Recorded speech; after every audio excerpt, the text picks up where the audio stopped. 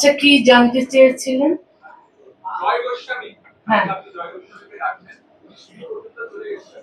তারপর দর্শকের একাংশ আমি দেখেছি ওসমান রাও বলেছিলেন যে শান্তবতী সংলগ্ন হয়। আপনার অনুভূতিটা আপনি কি বলছেন? না, আমার খারাপ লেগেছিল, কারণ ওটা তো শুধু জয়কে অপমান করা হয়নি, আমাকেও অপমান করা হয়েছে, কারণ আমি তো জয়কে ডেকেছিলাম।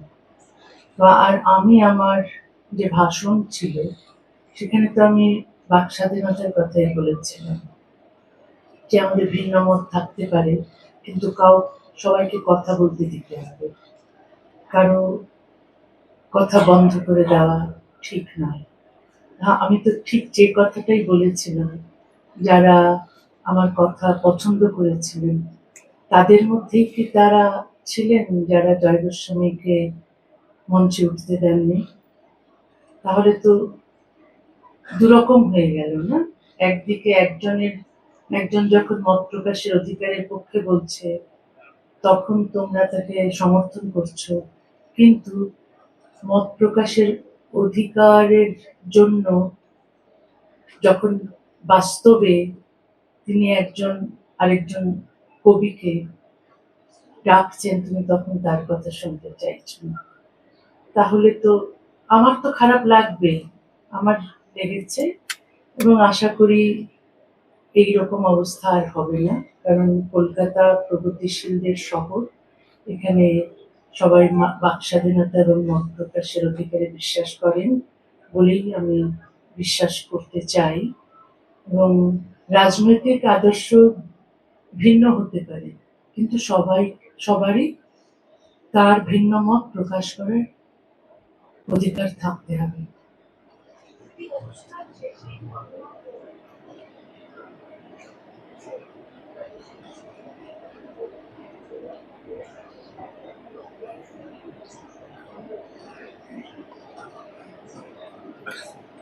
আজকে না, কথা হয়নি, কিন্তু আমি কথা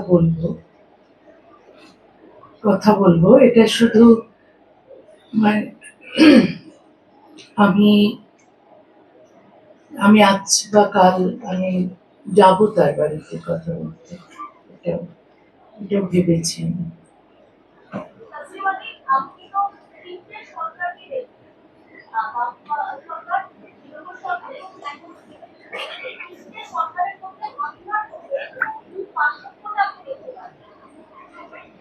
পার্থক্য তো আছে।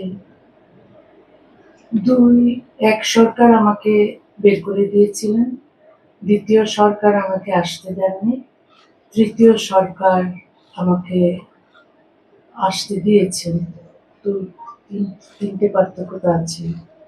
এখন সেই পার্থক্যটা না দেখে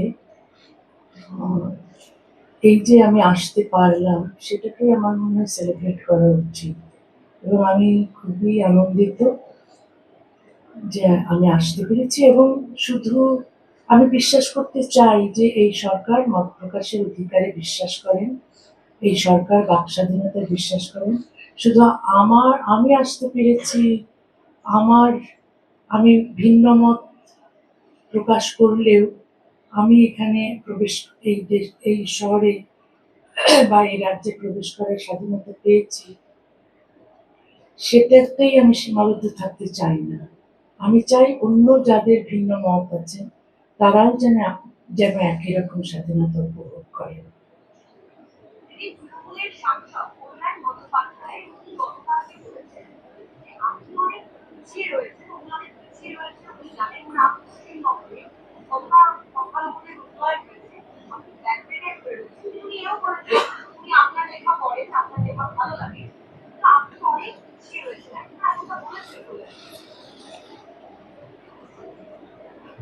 তাহলে পিছিয়ে আছি যদি, তাহলে আমি এগিয়ে যাওয়ার চেষ্টা করব। রাজীব হায়দার, অভিজিৎ রায়, নিলয় মিশ্র আরো একাধিক মৌলবাদীরা হত্যা করতে বলে আপনি অভিযোগ করেন বাংলাদেশের পরিবর্তন। এই যে মৌলবাদীদের যে দাপট বেড়ে গেছে, এই এখনো যে বর্তমান বিভিন্ন জায়গাতে খবর হচ্ছে, এই দাপট মৌলবাদীদের এই দাপট মুক্তিযুদ্ধের উপর রাজ্যের দেশের পরিবর্তন হয়েছে, বাংলাদেশ কমবে। এখন তো কমার কোনো আহ, লক্ষণ দেখছি না, বরং বাড়ছে। এখন আমরা জামাতে ইসলামীকে কখনো প্রধান বিরোধী দল হিসেবে কখনো দেখিনি, এখন দেখছি। এখন তারা সংসদে বসছে।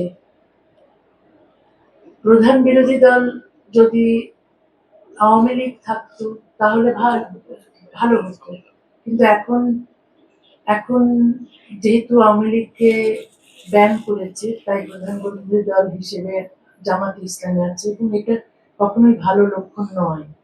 কারণ এই জামাতে ইসলামী নারীর অধিকারের বিরোধী, তারা তারা সংখ্যালঘুদের অধিকারের বিরোধী, তারা তো সভ্যতা চায় না, তারা তো সেই সপ্তম শতাব্দীর আইন চায়। এই একবিংশ শতাব্দীতে তারা সপ্তম শতাব্দীর আইন নিয়ে আসতে চায়, শরিয়া আইন চায়। তো ওটা ওটা হলে তো কোনো সংখ্যালঘু ওখানে বাঁচতেই পারবে না, কোনো নারীও বাঁচতে পারবে না।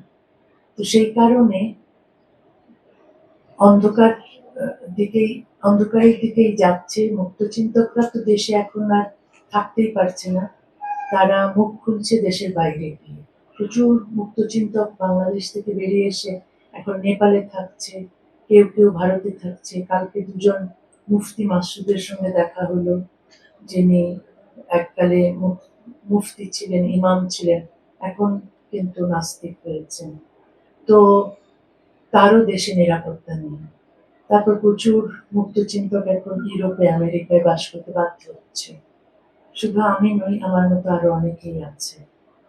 এখন আমরা যদি দেশে গিয়ে নিরাপদে থাকতে পারি, তখনই বুঝতে হবে দেশ সভ্য হয়েছে। কিন্তু এই দেশকে সভ্য করার কোনো উদ্যোগ তো কোনো সরকারই নিচ্ছে না। সরকার নিজের স্বার্থ দেখছে, ধর্মকে ব্যবহার করছে, এই ধর্মকে ব্যবহার করে অনন্তকাল ক্ষমতায় থাকতে চাইছে। এটা প্রতিটি সরকারের এই একটা সমস্যা।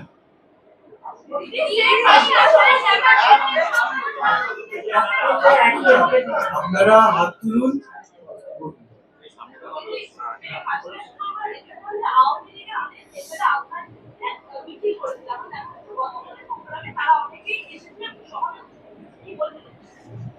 আমি জানি না তারা এসেছেন কিনা, সহানুভূতি দেখিয়েছেন কিনা, তবে আওয়ামী লীগের লোকদের মিছিল করতে আমি দেখিনি। আমার বিরুদ্ধে যারা মিছিল করেছে তারা তো সব ইসলামী মৌলবাদী জিহাদি এরাই।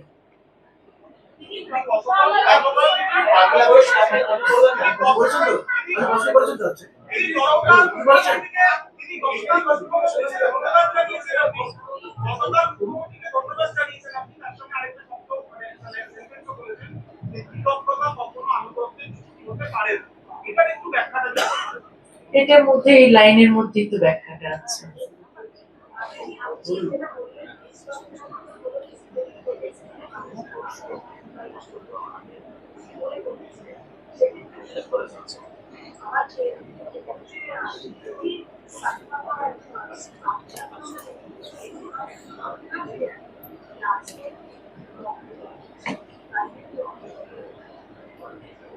আমি মনে করি না। আমাকে আমন্ত্রণ জানিয়েছে সেকুলার মিশন ট্রাস্টের ওসমান গনি মল্লিক, উনি প্রগতিশীল মুসলমান, এবং আমার দীর্ঘদিনের শুভাকাঙ্ক্ষী আছেন মোহিত রায়, এবং আরো একজন, তার সঙ্গে আগে আমার পরিচয় ছিল না, কিন্তু তারা ওসমানকে সহযোগিতা করছেন। এখানে কোনো রাজনীতি নেই। তো এখানকার যে মুখ্যমন্ত্রী বা পশ্চিমবঙ্গ সরকার, যে নির্বাচিত সরকার, আপনারা যারা নির্বাচন করেছেন তাকে, তিনি আমাকে এই নিরাপত্তা দিতে রাজি হয়েছেন, সে কারণে তো আমি আসতে পেরেছি। তাকে তো অবশ্যই আমি ধন্যবাদ জানাবো। এখানে রাজনীতির আমি কিছু দেখি না। যারা মঞ্চে ছিলেন কাল, তারা আমার অনেকদিন থেকেই শুভাকাঙ্ক্ষী ছিলেন, সে কারণেই এসেছিলেন। কিন্তু শীর্ষেন্দু মুখোপাধ্যায় তো আসতে চেয়েছিলেন, তিনি একটা ভিডিও মেসেজ দিয়েছেন, ওটা কালকে সময়ের অভাবে প্রচার করা হয়নি, সেটা আমি আমার ফেসবুকে দেব। তিনি তিনি আসতে চেয়েছেন, আমি জয় গোস্বামীকেও ডেকেছি। এখানে রাজনীতির কিছু নেই, এবং রাজনীতিক যদি যদি কোনো বাম সরকার বা ডান সরকার আমাকে নিরাপত্তা দিতে রাজি হন, তাহলে অবশ্যই আমি তাদের কাছে কৃতজ্ঞ থাকবো। আমি বাম সরকার যখন ছিলেন তখন তো আমি ছিলাম, আমাকে তখন তারা নিরাপত্তা দিয়েছেন। এতে আমি লেখক, আমি লেখকই থাকি। আমার যে আদর্শ, সেই আদর্শই থাকে। আমি সেই জন্যে কোনো সরকার নিরাপত্তা দেয়, এই যে আমি কেরালা যাই বা অন্য কোনো রাজ্যে যাই, এই যে আমাকে নিরাপত্তা দেওয়া হয় সেখানে, আমি কি সেই সরকারের আহ, রাজনীতির অংশ হয়ে যাই? তা তো নয়। আমি আমার মতোই থাকি। আমার যা কথা বলা, যে মত প্রকাশের অধিকারের পক্ষে, নারীর অধিকারের পক্ষে, মানবাধিকারের পক্ষে, ধর্মনিরপেক্ষতার পক্ষে, সেগুলো সমুন্নত রাখি। যে সরকারি আমাকে নিরাপত্তা দেয়, এটা এটা হয়তো একটা দায়িত্ব হিসেবে পড়ে, যেহেতু আমার জীবনের হুমকি আছে, কিন্তু এখানে রাজনীতি আসে না কোনো। হ্যাঁ হ্যাঁ, অভিন্ন দেওয়ানি বিধি তো, সেটার জন্য আমি 40 বছর ধরে সংগ্রাম করছি। আমি কালকে আমি বলেছিও যে বাংলাদেশে এবং ভারতবর্ষে, পাকিস্তানে, এই উপমহাদেশে এই অভিন্ন দেওয়ানি বিধি খুব দরকার। আসলে পৃথিবীর যে কোনো সভ্য দেশেই এই অভিন্ন দেওয়ানি বিধি আছে। কারণ এক দেশ এক আইন আমরা চাই, সবার জন্য সমান আইন চাই। বিশেষ করে নারীরা ধর্মীয় আইনের অধীনে যদি থাকে, তাহলে তাদের বিরুদ্ধে বৈষম্য আমরা দেখি, নির্যাতন দেখি। তো সেইগুলো চলে যায় যদি আমরা সমান অধিকারের ভিত্তিতে অভিন্ন দেওয়ানি বিধি তৈরি করি। এবং এটা মাস্ট, এটা সভ্যতার প্রথম শর্ত। কারণ এখানে আমরা দেখছি মুসলিম মেয়েরা বৈষম্যের শিকার হচ্ছে। বাংলাদেশে হিন্দু মেয়েদের কোনো অধিকার নেই। ওখানে হিন্দু মেয়েরা কোনো পিতার সম্পত্তির অধিকারী হতে পারেন না। তারা ওখানে হিন্দু পুরুষেরা বহুবিবাহ, ওখানে তাদের বহুবিবাহ প্রথা তারা তারা উদযাপন করেন। যে কোনো হিন্দু পুরুষ প্রচুর বিয়ে করতে পারেন, কোনো হিন্দু মেয়ের ডিভোর্স করার স্বাধীনতা নেই। কিন্তু ভারতবর্ষে সেই হিন্দুদের জন্য যে আইন ছিল 1956 হিন্দু অ্যাক্টে, সেটা সমানাধিকারের ভিত্তিতে করা হয়েছে, কিন্তু বাংলাদেশে করা হয়নি। সুতরাং হিন্দু মেয়েদের ওখানে স্বাধীনতা পেতে হলে, অধিকার পেতে হলে অভিন্ন দেওয়ানি বিধির দরকার, এবং সেটা সম্পূর্ণ সমান অধিকারের ভিত্তিতে হতে হবে। বাংলাদেশের মুসলিম মেয়েরা বৈষম্যের শিকার ধর্মীয় আইনের কারণে। তো এই সমস্ত বৈষম্য চলে যাবে যদি অভিন্ন দেওয়ানি বিধি সমানাধিকারের ভিত্তিতে করা হয়। দিদি, বাংলাদেশে হিন্দুদের উপর টর্চার, এখানে মারধর করা, খুনের ঘটনা এবং ধর্মীয় স্থান ভাঙচুর করা, একটা রাম মন্দির হচ্ছিল, সেটাও সেখানে করা যাবে না। ধর্মের অধিকার, মত প্রকাশের অধিকার যে কোনো দেশের মধ্যেই সন্ধি হওয়া উচিত। বাংলাদেশে ডক্টর ইউনূসের জমানা হোক বা তারেক রহমানের জমানা, কোনো ডিফারেন্স দেখতে পাচ্ছেন? বা আপনি শেখ হাসিনার জমানায় কোনো ডিফারেন্স দেখতে পেয়েছেন এই হিন্দুদের? না, খুব একটা পার্থক্য নেই। হিন্দুরা অত্যাচারিত আগেও হয়েছে, এখনো হচ্ছে। যে খালেদা জিয়ার সময়, এরশাদের সময়, হাসিনার সময় এবং এখন ইউনূসের সময় এবং তারেক জিয়ার সময় একই রকম ভাবে হিন্দুরা অত্যাচারিত হচ্ছে। তবে ইউনূসের সময়টা বেশি অত্যাচারিত হয়েছে। হাসিনার সময়ে যে অত্যাচারিত হয়নি তা নয়। এখন হিন্দু বিদ্বেষী মানসিকতা যদি তৈরি হয় মানুষের মধ্যে, তাহলে তো ওটা হবেই। সবচেয়ে দরকার হচ্ছে শিক্ষা, যেখানে হিন্দু, মুসলিম, বৌদ্ধ, খ্রিস্টান সবাই সমান, সবার নাগরিক অধিকার আছে, সবারই বেঁচে থাকার অধিকার আছে, যার যার ধর্ম পালন করার অধিকার আছে, এবং কারো অধিকার নেই অন্যের উপর আক্রমণ করার। এই শিক্ষাটা যদি সরকার থেকে দেওয়া হতো, এই নানা রকম মসজিদ মাদ্রাসা করে ধর্মীয় শিক্ষা না দিয়ে, কারণ অনেক মাদ্রাসা মসজিদে এই অমুসলিমদের প্রতি ঘৃণা শেখানো হয় সেই বাচ্চা বয়স থেকে, তখন তারা ওই রকমের একটা হিন্দু বিদ্বেষী মানসিকতা নিয়ে বড় হয়ে ওঠে। তো সরকার যদি এই মাদ্রাসাগুলোকে নিয়ন্ত্রণ করেন, ওখানে কি শিক্ষা দেওয়া হচ্ছে, তাহলে হয়তো এগুলো অনেকটাই নিয়ন্ত্রণ করা যেতে পারে, এই এই বিদ্বেষগুলো। কিন্তু সেই রকম কোনো উদ্যোগ কোনো সরকারই নিচ্ছে না। কারণ এই সরকার, যতই সরকার আসে, তারাই সবই ওই ধর্মান্ধদের ভোটের জন্য ওদের সঙ্গে আপোষ করে। ওরা যা চায়, ওরা কোনো মুক্ত চিন্তককে মেরে ফেললেও তার বিরুদ্ধে সরকার ব্যবস্থা নিতে চায় না। তারপর হিন্দুদের উপর অত্যাচার করলেও সেই সব সাম্প্রদায়িক ঘৃণ্য মানসিকতার লোকদের বিরুদ্ধে ব্যবস্থা নিতে চায় না, কারণ মনে করে যে তাতে তাদের ধর্মীয় অনুভূতিতে আঘাত লাগবে। তখন এই কারণেই হিন্দুরা অত্যাচারিত হয়।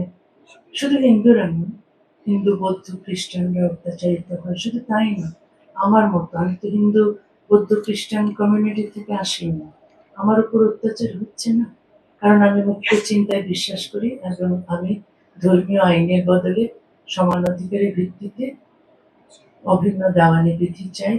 যেহেতু আমি যে ধর্ম নারীকে যৌন দাসী হিসেবে গণ্য করে, সেই ধর্মের আমি সমালোচনা করি। সমালোচনা তো করতেই হবে, নাহলে সংস্কার কি করে হবে, না হলে সমাজকে, একটা অন্ধকার সমাজকে আলোয় কি করে নিয়ে আসবো, একটা পিছিয়ে থাকা সমাজকে কি করে এগিয়ে নেব।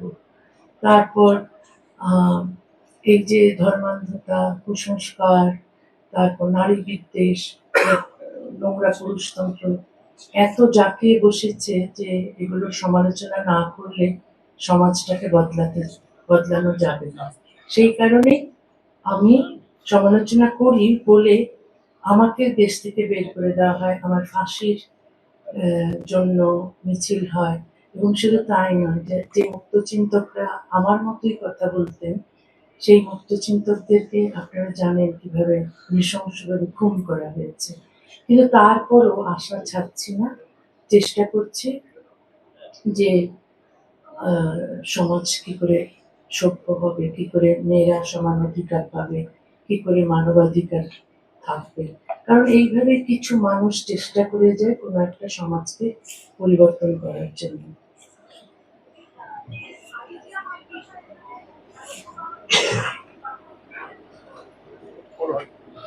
কি বলছেন?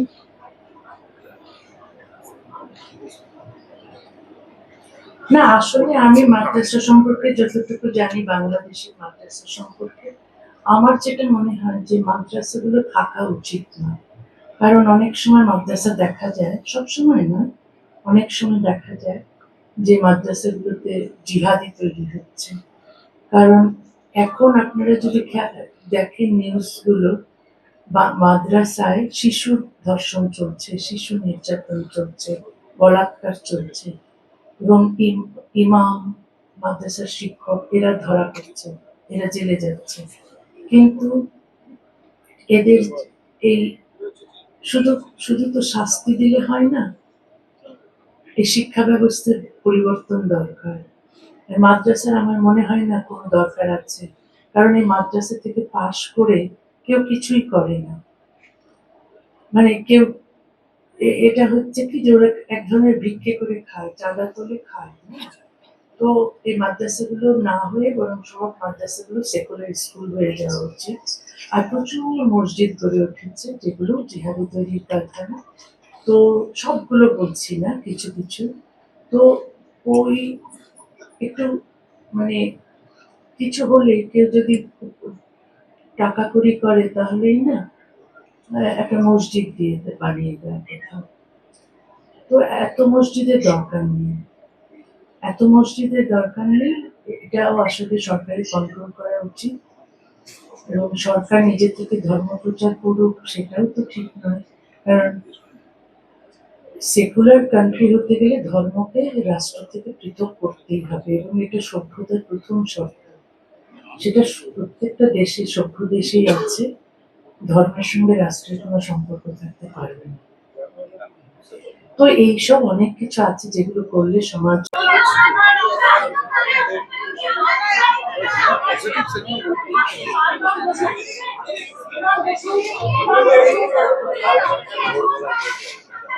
বলো বলো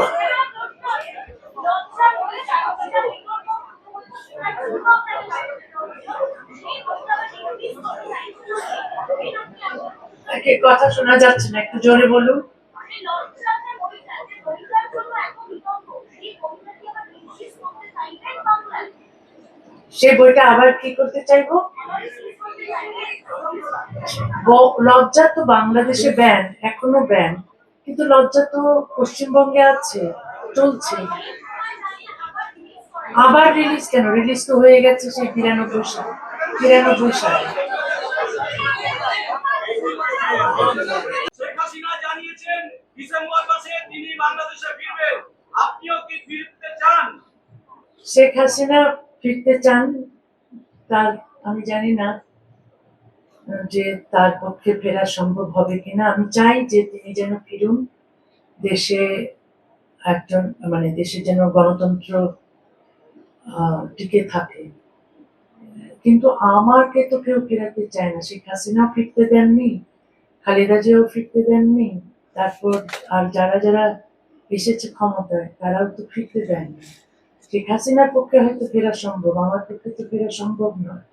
না, আমি তো এখানে ঠিক ফলো করিনি কি হচ্ছে, তবে আমি ওটা দেখে একটা ছোট ভিডিও ক্লিপ দেখে আমার মনে হয়েছিল যে বাংলাদেশের যে 2024 যে ছাত্র আন্দোলন হয়েছিল ওটার মতোই মনে হয়েছে। কারণ সেই ছাত্র আন্দোলন বাংলাদেশের 24-এ আমাদের বোকা বানিয়েছিল। কারণ আমরা ভেবেছিলাম সত্যিকার সব ছাত্ররা এসেছে, তারা কোটা চাই, কোটা চাইছে না, কোটা উঠিয়ে দিতে চাইছে, ঠিক আছে, এটা হতেই পারে। শেখ হাসিনা তখন বলেছিলেন ঠিক আছে, ওটা সংশোধন করে দিচ্ছে, কিন্তু শেষ পর্যন্ত সরকার পতনের আন্দোলনে গেছে এবং সরকার পতন হয়েছে এবং আমরা টের পেয়েছি, দেখেছি, প্রমাণ পেয়েছি যে আসলে এই আন্দোলনের পেছনে জিহাদিরা ছিল এবং জিহাদিরাই পরে দখল করেছে দেশ। তো পরিণতিটা ভালো হয়নি, সেই জন্য আমি বলেছি সব ছাত্ররা কোথাও জমায়েত হলেই বা আন্দোলন করলেই সেটা যে সবসময় যে খুব পরিণতি ভালো হয় তা না। দিদি একটা দিদি কলকাতায় আপনার বাড়িতে those jihadis who want to break the Kashmir line were also behind this protest in Delhi, like the Popular Janata Party banner or something like that. আমি এই আন্দোলন সম্পর্কে খুব একটা জানি না। আমি আমার উনি জিজ্ঞেস করেছেন যে আমার কি মনে হয়েছিল, আমার প্রথম একটা ভিডিও ক্লিপ দেখে ওটাই মনে হয়েছিল। আমার জাস্ট মনে হওয়াটা আমি লিখেছি। কলকাতায় আপনি সাইকেলটার বিষয় বলছিলেন, হ্যাঁ, কলকাতায় আপনার বাড়িতে আমি এখনো সিদ্ধান্ত সেটা নেইনি। ওটা তো ভাড়াতে ছিলাম, ওটা নেই এখন আর। তো যদি আমি এখন পর্যন্ত সেটা সিদ্ধান্ত নিইনি, কখনো যদি নিই তাহলে আমি নিশ্চয়ই জানাবো যে আমি এখানে থাকতে চাইছি।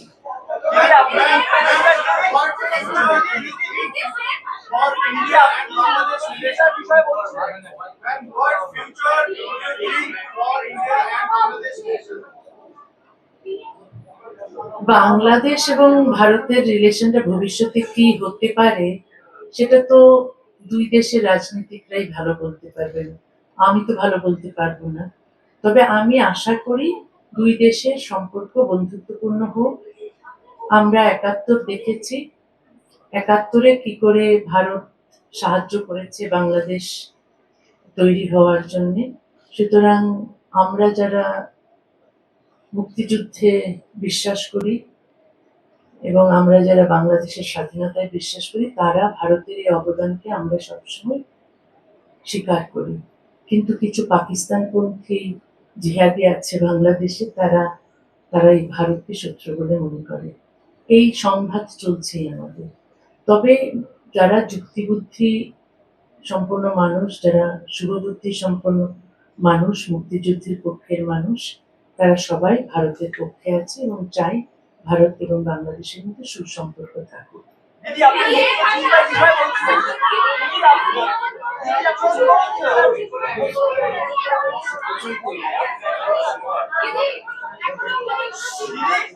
দিদি আপনি ওয়ান বাই ওয়ান জিজ্ঞেস করো এন্ডেড করে দিদি আপনি মুক্তিযুদ্ধের বিষয় বলছিলেন, বাংলাদেশে আমি অনেক অনেক প্রতিবাদ করেছি। চিন্ময় কৃষ্ণ দাস জেলে, তাকে জেলে নেওয়া হয়েছে অকারণে। ওখানে এটার প্রতিবাদ আমরা অনেকেই করছি, শুধু আহ, অনেকেই আমরা করছি। আপনি যদি দেখেন বাংলাদেশের সোশ্যাল মিডিয়াতেই দেখেন, আমরা প্রতিবাদ করছি। হিন্দু, বৌদ্ধ, আহ, খ্রিস্টান, মুসলমান, আস্তিক, নাস্তিক, যারাই মুক্ত চিন্তার মানুষ, তারাই আমরা প্রতিবাদ করছি। কিন্তু আমাদের প্রতিবাদের কাজ হয় না। সরকার কি কারণে তাকে বন্দি করে রেখেছে, আমরা অনুমান করতে পারি। হয়তো চিন্ময় কৃষ্ণ দাস হিন্দুদেরকে যেভাবে আশা দিচ্ছিলেন, তারপর সংগঠিত করছিলেন, তাতে মনে হয় অনেকের অসুবিধে হচ্ছিল, বিশেষ করে সরকারের। তো এই সরকাররা তো কখনো আহ কখনো মুক্ত চিন্তার পক্ষে বা বাক স্বাধীনতার পক্ষে থাকে না, বলে বটে, কিন্তু দেখা যায় প্র্যাকটিক্যালি তারা থাকে না। তো এইসব অন্যায় তো করেই যাচ্ছে সরকার। তো আমরা অন্যায়ের বিরুদ্ধে তো এখনো আশা আছে যে অন্যায়ের বিরুদ্ধে প্রতিবাদ করার মানুষ আছে। এত যে ঝুঁকি নিয়েও মানুষ কিন্তু প্রতিবাদ করছে, তারা জেলে যাচ্ছে, তারা নির্বাসনে যাচ্ছে, তারপরেও কিন্তু প্রতিবাদ চালিয়ে যাচ্ছে। বাংলাদেশের অনেক মানুষ বাংলাদেশের বাইরে থাকতে বাধ্য হচ্ছে, তারাও কিন্তু প্রতিবাদ করছে। তারাও এই এই ইউরোপে, আমেরিকায় বা অন্যান্য দেশে যেখানেই বাংলাদেশের মানুষ আছে, যারা যারা যারা মৌলবাদী নয়, যারা প্রগতিশীল, সবাই আমরা চিন্ময় কৃষ্ণ দাসের পক্ষ হয়ে বলছি যে তাকে মুক্তি দাও। হ্যাঁ, আমি তো খুবই আসতে চাই। আমি বলেছি, কালকে তো কবিতাও পড়েছি বইমেলা নিয়ে, আমি জানি না আপনারা দেখেছেন কিনা। তো বইমেলায় অবশ্যই আসতে চাই। এখন মুখ্যমন্ত্রী যেহেতু বলেছেন নিরাপত্তা দেবেন, তাহলে তো আমি আশা করছি যে আমি বইমেলায় আসতে পারবো, এবং বইমেলায় সেই আগের মতো যেভাবে আমি স্টলে বসতাম, পাঠকদের সঙ্গে কথা হতো, দেখা হতো, সেই রকম পরিবেশ আমি চাই। তো আমি নিশ্চয়ই বইমেলায় আসবো। না, দেখুন, কোনো রাজনৈতিক দলকে তো ব্যান করা উচিত নয়। আমি হাসিনার খুব সমালোচনা করেছি, কারণ হাসিনা প্রচুর মসজিদ, মাদ্রাসা গড়েছেন এবং মাদ্রাসার ডিগ্রিকে বিশ্ববিদ্যালয়ের ডিগ্রির সমমানের করে দিয়েছেন, যেটা করা উচিত হয়নি। হ্যাঁ, তিনি কৌমি জননী উপাধি পেয়েছেন এসব কৌমি মাদ্রাসা তৈরি করে, যেগুলো আমার মনে হয় দেশের ক্ষতি করেছে। কিন্তু তারপরও আমি তার এই যে দেশ থেকে তাকে বের করে দেওয়া হলো, সেটার পক্ষপাতী নই। আমার আমার মত হচ্ছে তিনি তিনি নির্বাচন, তার তার উচিত ছিল নির্বাচন দেওয়া এবং দেশে থাকা। এবং এই যে তারপর ইউনূস সরকার আওয়ামী লীগ আহ, রাজনীতিকে রাজনৈতিক দলকে নিষিদ্ধ করলেন, সেটা খুবই অনুচিত কাজ হয়েছে। এটা একেবারেই ঠিক কাজ করেনি। এগুলো সমালোচনা আমি করছি, যদিও আমি হাসিনার কিছু কাজের সমালোচনা করি, কিন্তু আওয়ামী লীগকে ব্যান করার বিরুদ্ধে আমি কথা বলছি, কারণ এটা অবশ্যই গণতন্ত্রের বিপরীতে একটি একটি সিদ্ধান্ত।